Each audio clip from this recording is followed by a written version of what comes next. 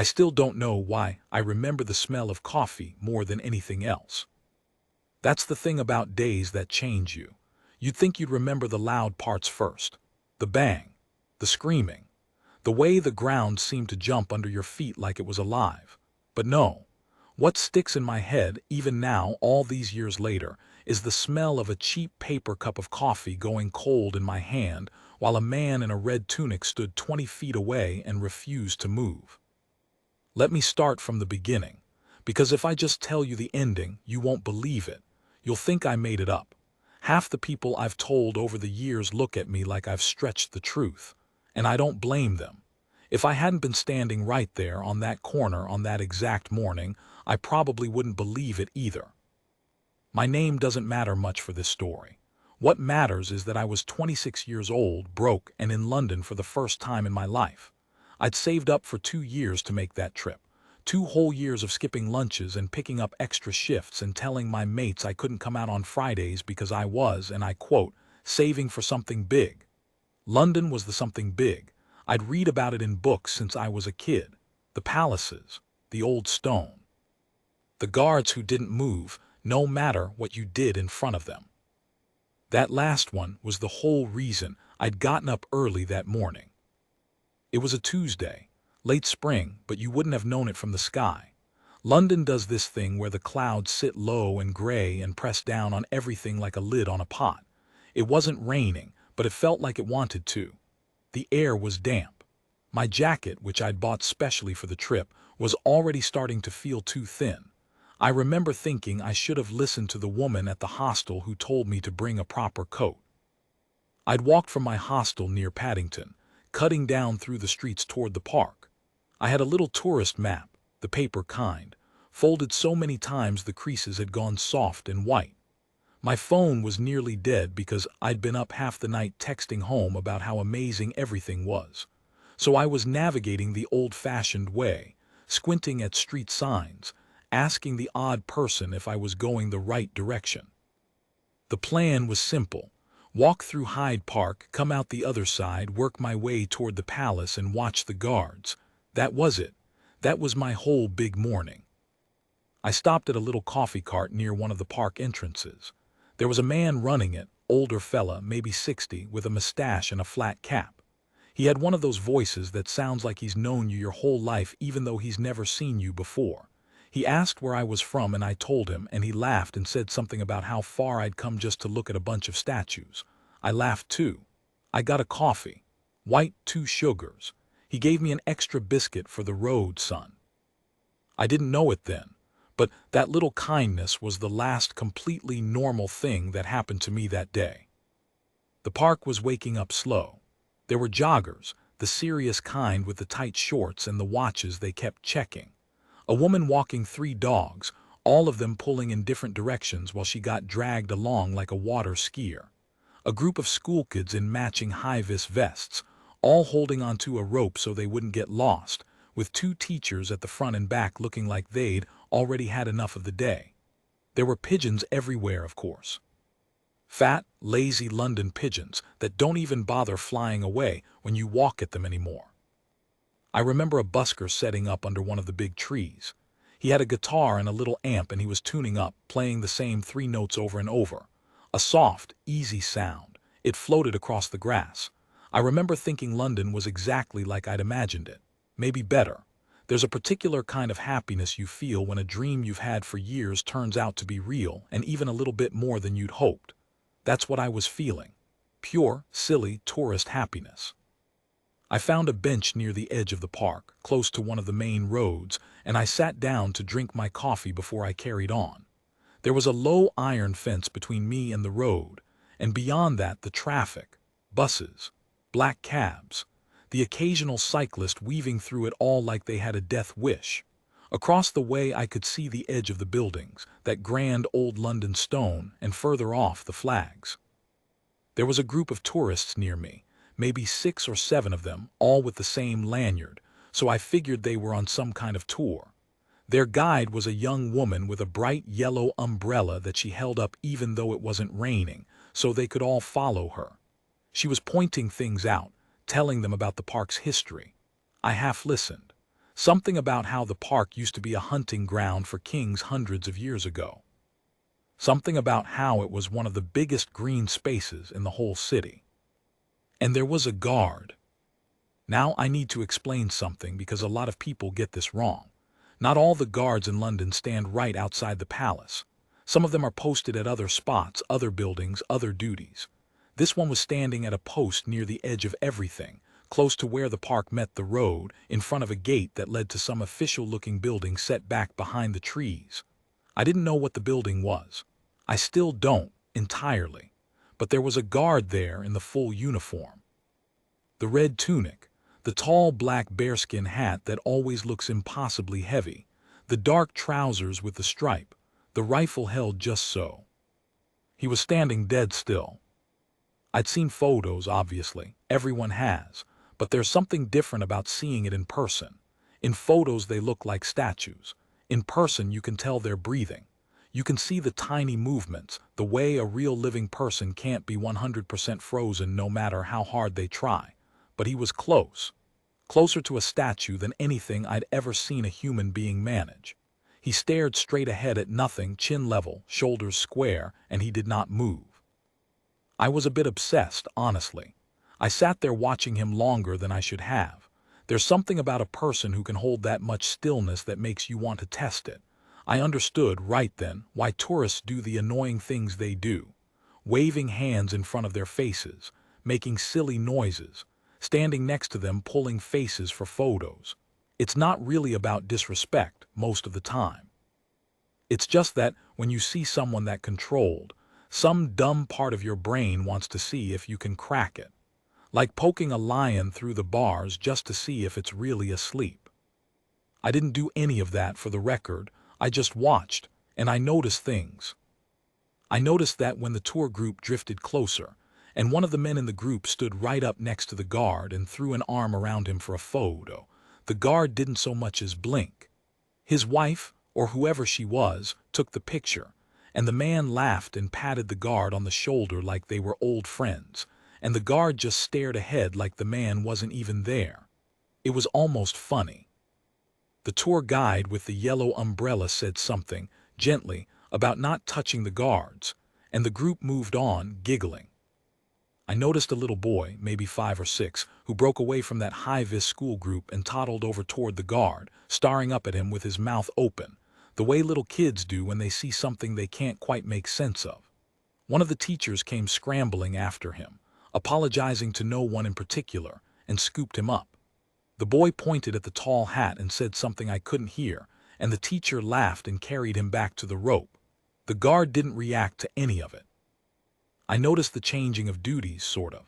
Another guard came marching over at one point, that stiff, precise march they do, boots snapping down on the pavement, and there was some kind of quiet ritual exchange, all sharp movements and no wasted motion, and then the first one marched off and this new one took the post.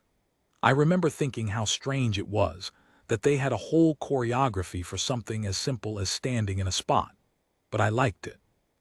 There was something about the discipline of it that I found beautiful. In a world where everyone's rushing and distracted and staring at their phones, here was a person whose entire job in that moment was to be perfectly, completely present, to just stand and do it right.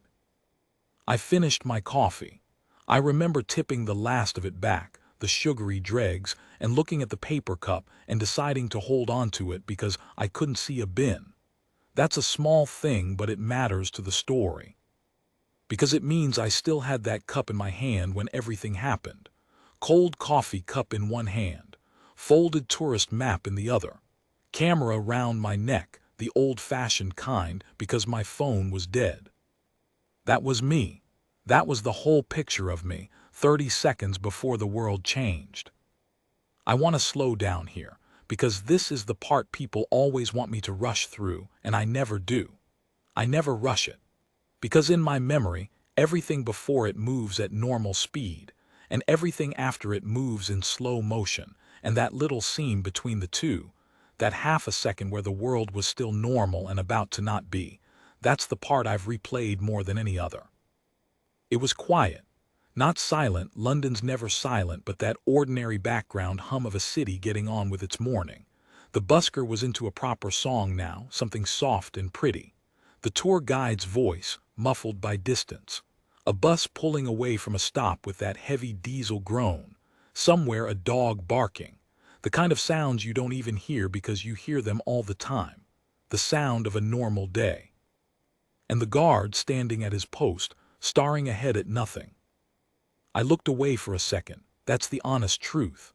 I looked down at my map because I was trying to figure out my next turn, whether I should go left or right when I left the park. I had my finger on the little printed street, tracing it. I was thinking about lunch, maybe. I was thinking about whether I'd have time to see everything on my list. I was thinking about nothing important at all. And then the world went white and loud. I don't have good words for it. I've tried for years to describe it properly and I always come up short. It wasn't just a sound. Calling it a sound is like calling the ocean a bit of water. It was a pressure. It hit me in the chest, in the gut, in the teeth. It came up through the bench and through my shoes and through my bones. There was a flash somewhere off to my right, past the fence, near the road, and then a sound so big it wasn't really a sound anymore. It was a physical thing that slapped the air out of my lungs. I don't remember deciding to move. One second I was sitting on the bench and the next I was on the ground, on my hands and knees on the wet grass, with my coffee cup crushed under my palm and my map gone, blown out of my hand. I never saw it again.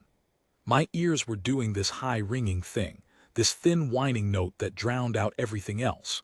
For a moment, and I mean this exactly, for a moment I genuinely didn't know if I was alive.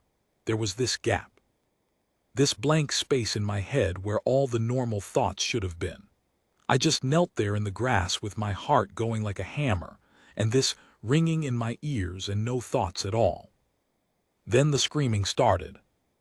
At first I couldn't hear it properly. It was all muffled like it was coming through a wall. But it broke through the ringing bit by bit, and it got louder and it multiplied. One voice, then 5, then 20. People screaming, people crying out. A sound I'd never heard before and have never heard since and hope to God I never hear again. The sound of a lot of people being frightened at exactly the same time. I looked up. Where there had been ordinary morning traffic on the road, now there was smoke. Thick, dark, ugly smoke boiling up into that low gray sky. I couldn't see clearly what had happened, and honestly, I'm glad. There are things you don't need to see up close to understand. There was chaos where the road had been. People running. Some running away, some unbelievably running toward it. A car alarm going off, that idiotic, cheerful little tune, completely wrong for the moment, like a clown at a funeral. Somewhere a woman was screaming a name over and over, the same name. And it's a strange thing, but I've never been able to remember what the name was, even though I heard it 50 times in the next few minutes. The tour group near me had scattered. The yellow umbrella was lying on the grass, abandoned, the young guide nowhere I could see. The busker's guitar was on the ground and he was gone. The pigeons, which hadn't bothered flying away from a person walking at them, had all gone up at once at the blast, a great gray cloud of them, and now they were wheeling around overhead in a panic, not knowing where to land. I got up, I don't know how. My legs didn't feel like mine. I got up and I stood there swaying, this dumb cold coffee cup still somehow in my crushed hand, and I looked around trying to understand what I was even seeing. My brain kept trying to file it under something normal. A crash, maybe. An accident. Something that made sense. It didn't want to accept the other thing. It really, really didn't want to. There was a man near me on the ground, an older man in a suit, and he was trying to get up and couldn't quite manage it, and there was blood on his forehead, not a lot, but enough. I went to him. I don't remember choosing to. I just found myself crouching next to him, and I put my hand on his shoulder and I said something. I don't know what, something useless like, you're all right, which he clearly wasn't, but it's what came out. He looked at me with these wide, lost eyes, this grown man in a suit looking at me like a frightened child, and he said, "What was that? What was that?" And I didn't have an answer. And that's when I noticed him. The guard. Through all of it, through the smoke and the screaming and the running and the car alarm and the pigeons wheeling overhead, I looked back toward that post near the gate, half expecting, I suppose, to see him gone, run off like everyone else and completely reasonable if he had. He was a person too, a young man in a costume when you got right down to it. Nobody would have blamed him. But he was still there. He was still standing at his post. The blast had knocked things over all around him. There was debris on the ground, bits and pieces blown in from the road. His bearskin hat had a smear of something gray down one side. And he was standing there, chin level, shoulders square, staring straight ahead, exactly as he had been 30 seconds before, when the world was still normal. I couldn't understand it. My frightened, scrambled brain genuinely could not make sense of it. Everyone was running. Everyone was on the ground or fleeing or screaming.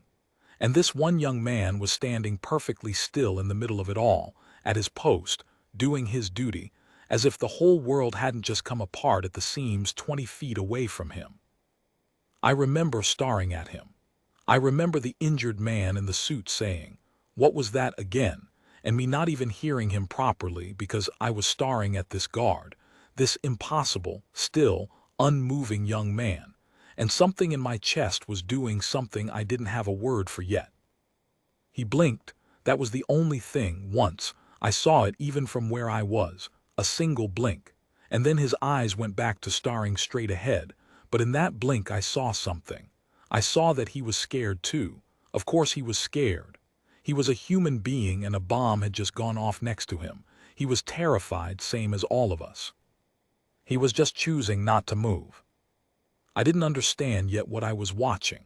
It would take me a while, honestly, hours, days, maybe years, to really understand it. But I knew, standing there in the smoke with a stranger's blood on my hand and a crushed coffee cup, and my heart trying to climb out of my throat, I knew I was watching something I would never forget. I just didn't know yet how much more there was to see. I need to back up for a second and tell you about the minutes right after the blast, because they were the strangest minutes of my whole life, and the guard was at the center of all of them, whether he wanted to be or not. Time went funny. I've talked to soldiers since, actual soldiers who have been in real fighting, and they all say the same thing about moments like that. Time stops being a straight line. Some parts stretch out so long you could write a book about them. Other parts just vanish. I have no memory at all of some of what must have happened in those first few minutes, but other bits I could describe to you frame by frame, like a film I've watched 1,000 times. Here's what I remember for certain. The smoke was drifting. That low gray sky I mentioned, the one that pressed everything down, it was working against us now because the smoke couldn't rise properly. It hung there thick and low, and the wind pushed it in slow, ugly waves across the road and toward the park. It stung the eyes. It smelled like nothing I want to describe. People were coughing. Someone near me was retching. The injured man in the suit, the one I'd crouched next to, he'd managed to sit up, and I helped him get back against the base of a tree so he wasn't just lying in the open. His name, I learned later, was Gerald. He was a solicitor on his way to an office nearby. He kept apologizing. That's a thing I've noticed about English people and about people generally when they're in shock. They apologize. He kept saying, I'm so sorry, and I kept saying, you've got nothing to be sorry for, and neither of us really knew what we were talking about. There was a woman a bit further off who was hurt worse. I could see people gathering around her, a little knot of strangers all trying to help at once, the way you do when you don't know what to do but you can't just stand there. Someone was on a phone, shouting the address or trying to, because nobody quite knew what to call the place. Near the park, near the main road, there's been an explosion, please, please hurry. And through all of it, the guard stood at his post. I want to be really clear about something, because this is the part people misunderstand. They think the story is that he stood there and did nothing while people needed help, and that if that's the case, isn't that a bit cold? Isn't that strange, to just stand there like a statue while people are bleeding? But that's not what happened. That's not it at all, and it took me being there to understand the difference. Because here's the thing. His job, his actual job, the reason he was standing at that specific spot, was to guard that gate, that building, whatever was behind it. And in the moments right after a bomb goes off, when nobody knows if there's going to be another one, when nobody knows if the whole thing is an attack meant to draw people out into the open so something worse can happen, the most important thing a man guarding a gate can do is not abandon the gate. I didn't work that out on my own, standing there.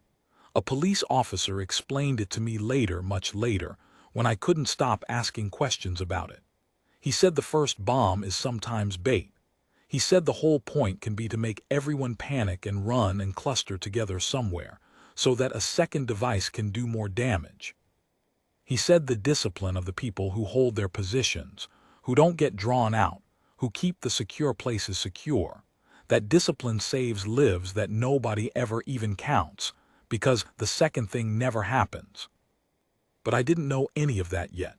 In the moment, all I saw was a young man refusing to run when every cell in my own body was screaming at me to run, and I couldn't understand it, and I couldn't stop watching him. There was a moment, maybe 2 minutes in, where a man ran up to the guard, a big man panicking out of his mind with fear, and he grabbed the guard by the arm and started shouting at him. I couldn't hear all of it over the ringing in my ears and the general chaos, but I heard enough. He was shouting, "Do something. Help them. What's wrong with you?" That kind of thing. He was shaking the guard's arm. And the guard turned his head, just his head. He looked at the man, and he said something. I was too far to hear it, but I saw the man's face change, and I saw the man let go, and I saw him step back. And then the guard's head came back to center, and he was staring straight ahead again, still at his post. I found out later, roughly, what he'd said. Not the exact words, but the sense of it. He told the man that help was coming, that the man should go to the injured and stay with them, that he, the guard, could not leave his post, but that the man could do more good over there than here. He'd given the panicking man a job. He'd turned a frightened, useless, dangerous man into someone with a purpose in about 4 seconds without moving his feet. And the man had gone. I watched him go. He went over to the knot of people around the badly injured woman, and he knelt down, and he became useful. That's when I started to get it. Just a little. That's when I started to understand that standing still isn't the same as doing nothing. That sometimes the bravest, most useful thing a person can do is hold. Just hold. When everything in you wants to break and run, to hold your ground because your ground matters, because people are depending on the ground being held even if they don't know your name and never will. I got up from Gerald. I told him I'd be back, I was going to see if I could help, and he grabbed my sleeve for a second and then let go and nodded. His forehead had stopped bleeding as much. He'd be all right, I thought. He was all right in the end. I heard from him once, years later, a letter, but that's another story. I moved toward the road, or as close as I dared, and that's when I saw the guard do the thing I've thought about most in all the years since. There was a child. A little girl, I'd guess 5 or 6, in a yellow raincoat, and she was standing near the gate, near the guard, absolutely frozen. Not crying. Worse than crying. Just frozen, this tiny person in the middle of all that horror, completely alone, staring at nothing with her mouth open, the way that little boy had stared up at the guard's hat earlier, except now there was no wonder in it, just blankness. Shock. She'd lost whoever she'd been with. In the chaos of the blast, she'd been separated, and now she was just standing there, alone in the smoke, 20 feet from where the world had exploded. And people were running past her. That's the terrible thing. People were running and nobody was stopping because everybody was in their own private nightmare. Everybody's eyes were fixed on their own escape, and this tiny child in a yellow coat was invisible to all of them. She could have been knocked down. She could have wandered into the road. She could have done any number of things, alone, frozen in the middle of that. The guard saw her. I know he saw her because I watched his eyes move. For the first time since the blast, his eyes came off the middle distance and they went down to this little girl and they stayed there. And you could see it. You could see the fight in him. The training that said, hold your post, don't move, don't ever move. And the human being underneath it that could not, absolutely could not, Watch a lost child stand alone in the smoke and do nothing. He didn't leave his post. I want to be clear about that because it matters to the whole shape of him. He didn't abandon the gate, but he moved. For the first time he moved. He took maybe 2 steps to the very edge of what his post allowed, the very limit of it, and he lowered himself down, this enormous figure in the tall hat and the red coat. He brought himself down to her level, and he said something to her. I was closer now, close enough to hear his voice, though not every word. His voice was steady, impossibly steady. Not the voice of a man who just had a bomb go off next to him. He said, "You're all right, you're safe here, stay with me." Something like that. "Stay with me, you're safe here, nothing's going to happen to you." And the little girl looked at him. This towering figure, this soldier, this guard, and something in his voice or his face or the sheer solid, unmoving safeness of him reached her through the shock, and she went to him. She crossed those few feet and she stood right next to him, pressed against his leg, this tiny yellow figure against the red of his coat, and he straightened back up to his full height, back to his post, back to guarding his gate, but now with a lost child pressed against his leg. And he stood there. He kept standing there. He guarded his gate and he guarded this child at the same time, and he didn't move again, not another inch, but every now and then I'd see him glance down at her, just for a second, just to check, and then his eyes would go back to the middle distance. I have never in my life seen anything that made me feel the way that made me feel. I'm not ashamed to say I cried. Right there, standing in the smoke, I cried, and I wasn't the only one. There was a woman next to me, a stranger, and she was crying too, and we didn't say anything to each other. We just stood there for a second, 2 strangers crying at the sight of a soldier and a child, and then we both went back to trying to help, because that's what you do. The sirens came then. I don't know how long it had been. Longer than it felt or shorter, I genuinely couldn't tell you.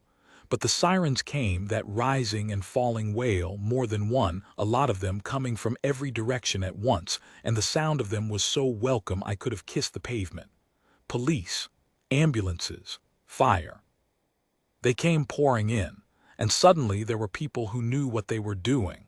People in uniforms and high-vis, people with equipment and radios and training, and the whole feeling of the place changed. The professionals took over. That's what it felt like the grown-ups had finally arrived. Paramedics ran to the injured. Police started moving people back, setting up a perimeter, that firm, calm, no-nonsense way they have. Someone with a loud hailer was telling everyone to move away from the road, calmly, in an orderly fashion. "Away from the road, please, this way, this way." And in the middle of all that arriving order, the guard was still standing at his post, with the little girl still pressed against his leg. A police officer went to him. I watched it. The officer said something, and the guard said something back, and I saw the officer look down at the child, and I saw his whole manner change, soften, and he crouched down the way the guard had, and he talked to her gently. And after a moment a female officer came over too, and between them, slowly, carefully, they coaxed the little girl away from the guard's leg and took her into their care. They wrapped her in one of those silver blankets. They carried her off toward the ambulances. And I watched the guard's eyes follow her, all the way, until she was out of sight. And only then, only when she was safely in the hands of people who could get her to her family, did his eyes come back to the middle distance, and his chin come back to level, and his whole body settle back into that perfect, unmoving stillness. As if nothing had happened. As if the whole world hadn't just come apart and been slowly, painfully put back together in front of him, with him standing at the center of it the entire time, holding his ground. I couldn't stop looking at him. Even as the police were moving us all back, even as I was helping Gerald to his feet so he could be looked at by the paramedics, even as the whole crowd was being herded gently away from the smoke and the sirens and the ruined road, I kept looking back at the guard. He never moved. The building behind him, whatever it was as secure at the end as it had been at the start. He'd held his gate, through all of it, through the blast and the smoke and the screaming and the panicking man and the lost child and the sirens and the fear. The fear that I know he felt because I saw him blink, I saw him human, he'd held his gait. There's a thing people say about the guards, a joke really, that they wouldn't move even if you set the place on fire. It's a joke. Everyone knows it's a joke. Of course they'd move if there were a real emergency. Of course there are protocols. Of course they're human beings with a duty to preserve life above all. But I stood there that day, in the actual smoke of an actual emergency, and I watched a young man take that joke and turn it into something that wasn't a joke at all. I watched him decide in real time, with a bomb blast still ringing in his own ears, exactly what his duty required and exactly what his humanity required. And I watched him find a way, somehow, to do both at once. To hold the gate and hold the child. To not move and to move at the same time in the only way that mattered. I didn't know his name, I still don't, I've never known it. In all the years since, through all the times I've told this story, I've never learned who he was. And that's almost the point, isn't it? That's almost the whole thing. He wasn't a name. He wasn't a face on the news. He was just a young man in a red coat who was given a spot to stand on and told to guard it. And who, when the worst thing imaginable happened all around him, decided that guarding it, and guarding whoever needed him, was worth more than his own fear. The police moved us back to a holding area, a stretch of park a good distance from the road, where they took our details and asked us what we'd seen. I gave my account. I mentioned the guard. The officer, taking my statement, nodded and something crossed his face, and he said quietly, not really for the record, "Yeah, we've heard about him from a few people now." And that was all, but it told me I hadn't imagined it. Other people had seen it too. It had been real. I sat on the grass in that holding area for a long time. Someone gave me a blanket. Someone gave me a cup of tea, hot and far too sweet, and I drank it in tiny sips because my hands were shaking too much to drink it properly. And I thought about the coffee I'd had at the start of the morning, the white 2 sugars from the old man with the mustache, and I thought about how that man was probably out there somewhere in the chaos, and I hoped he was all right, and I never did find out.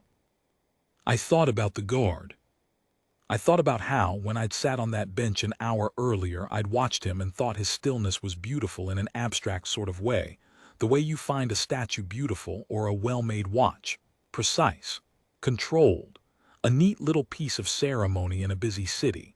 And I thought about how completely wrong I'd been about what that stillness actually was, because it wasn't decoration, it wasn't ceremony, it was a loaded thing. It was a coiled spring of discipline and duty. And underneath it, love, real love, the kind that shows up not in words but in the simple refusal to run when running would be so much easier. I'd come to London to look at the guards the way you look at a postcard, and I'd ended up seeing what the postcard was actually a picture of. They kept us in that holding area for hours. I don't say that as a complaint. Looking back, I understand exactly why. After something like that, the police can't just let everybody wander off. They needed statements. They needed to know who'd been where, who'd seen what, whether anyone in the crowd might have known something, seen something, been part of something. They had to treat the whole thing as what it was, which was a crime, a terrible, deliberate crime, until they knew otherwise.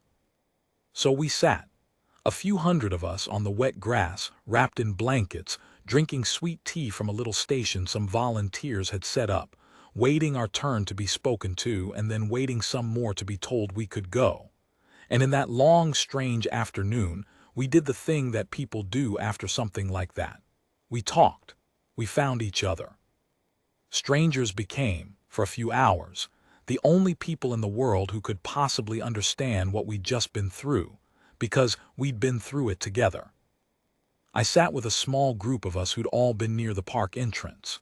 Gerald was gone by then, taken off to a hospital to be properly checked over, but there were others.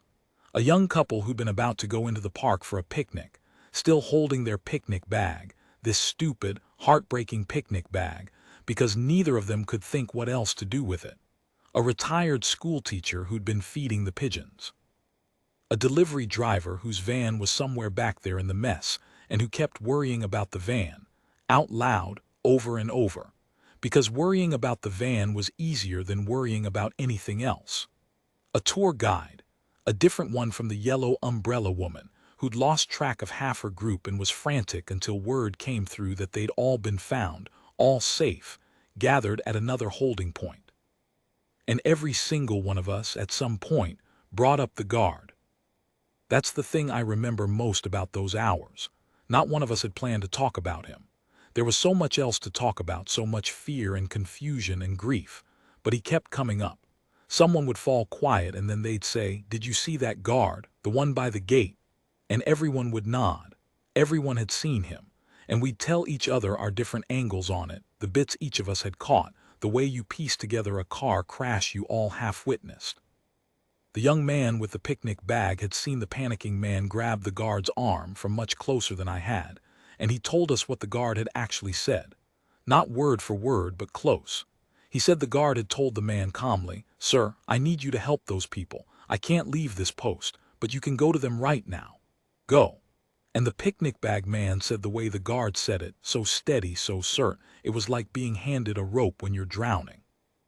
It gave the panicking man something to hold on to, and he went. The schoolteacher had seen the little girl. She'd seen the whole thing with the little girl closer than I had, and she couldn't get through telling it without her voice going. She said, "He didn't leave his spot. He couldn't leave his spot, but he wasn't going to let that baby stand there alone either. So he brought her to him. He brought her to him." And she pressed her hand to her mouth and couldn't say any more. And the young woman from the picnic put an arm around her, and we all sat quiet for a bit.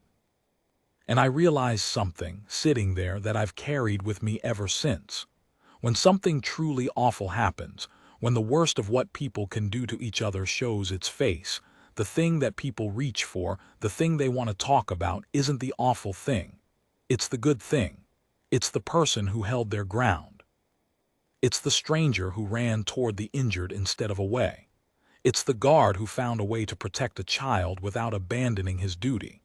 That's what we needed to talk about. That's what we needed to remember. Because the awful thing tells you a lie about human beings and the good thing tells you the truth. And after something like that, you desperately, desperately need the truth. They let us go eventually in the late afternoon. The light had that heavy, tired quality it gets before evening. The sky had never cleared. I got my things back. What there was of them, my camera and my crushed nothing else. My map was long gone, my phone still dead.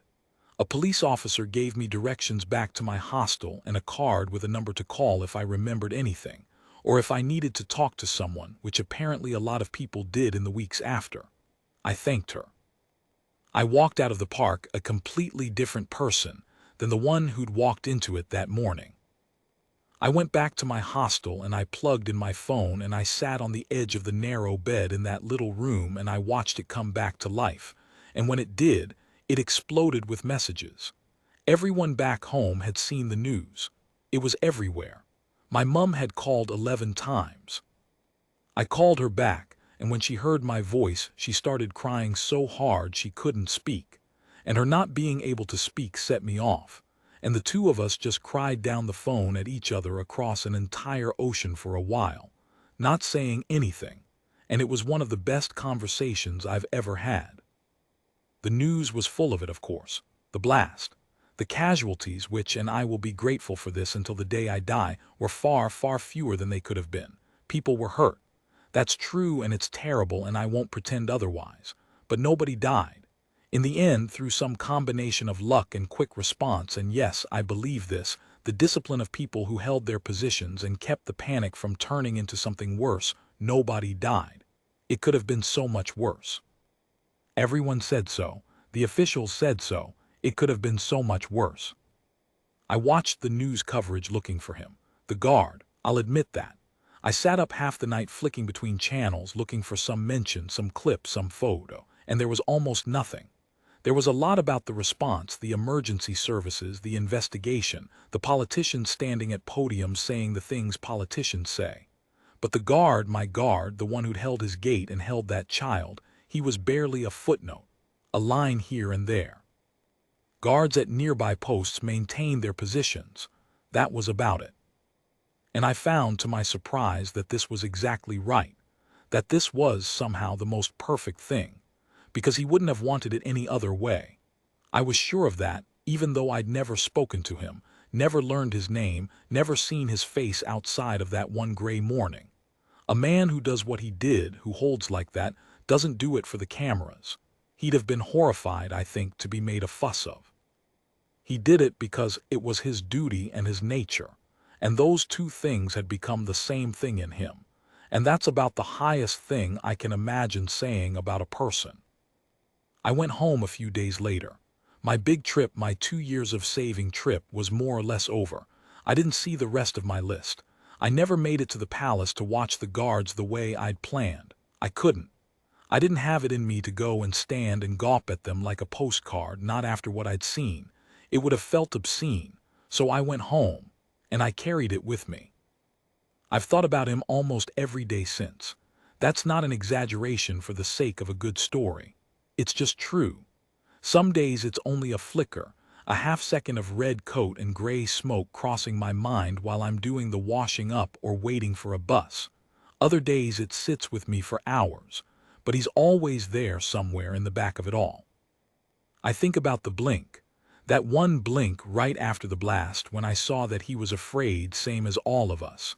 I think that's the most important part of the whole thing, and it's the part people always want to skip past because they want him to be a superhero, a statue, a man made of stone who felt nothing. But he wasn't. That's the whole point. He was a young man, probably not much older than I was, and a bomb had gone off next to him, and he was terrified, and his body was screaming at him to run exactly like mine was, and he stood anyway. He didn't stand because he wasn't afraid. He stood because standing mattered more than his fear. And there is a world of difference between those two things. A man who feels nothing and stands still isn't brave. He's just empty. But a man who is terrified and stands still anyway, who holds his gait with his heart hammering and his hands wanting to shake, who has the presence of mind to gather a lost child to his side without taking a single unnecessary step, that man is the bravest thing I have ever seen. And I saw him with my own eyes. I went back to London years later. I finally did. It took me a long time to be ready, but I went. And I did the thing I hadn't been able to do the first time. I went and I watched the guards. I stood in the crowd with all the tourists, all the phones held up, all the people trying to make the guards laugh, all the silly harmless poking at the lion through the bars. And I watched them stand there, these young men and women, perfectly still, staring at the middle distance, and where I'd once seen a neat piece of ceremony, a postcard come to life, now I saw something else entirely. Now I saw the loaded thing underneath, the coiled discipline, the promise held in the stillness. Every one of them, I knew, was a person who had signed up to hold their ground, to not run, to stand between the ordinary morning and the terrible thing, and hold, no matter what. And I thought, none of these people around me know. None of them know what that stillness actually is, what it's actually for. They think it's a show. They think it's for the tourists, for the photos, a bit of quaint old British theater.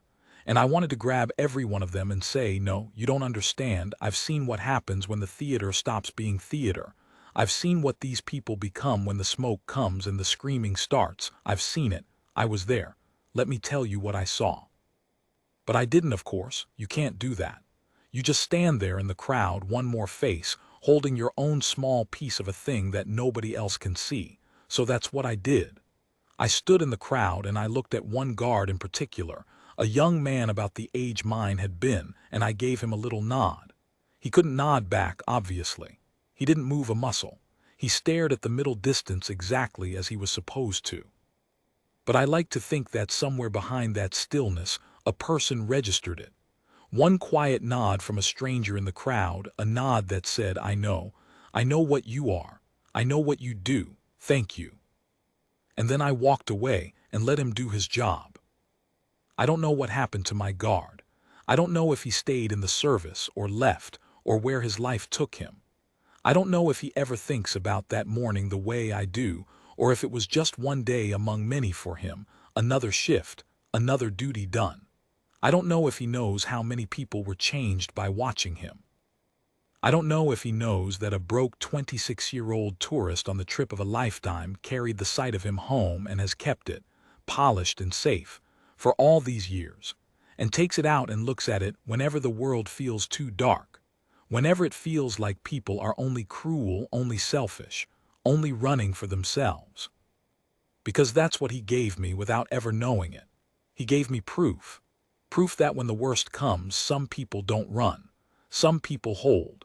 Some people stand between you and the terror with their own hammering hearts, and they gather the lost children to their side, and they do their duty, and they don't move, and they don't run, and they don't ask for your thanks or your knowledge of their name.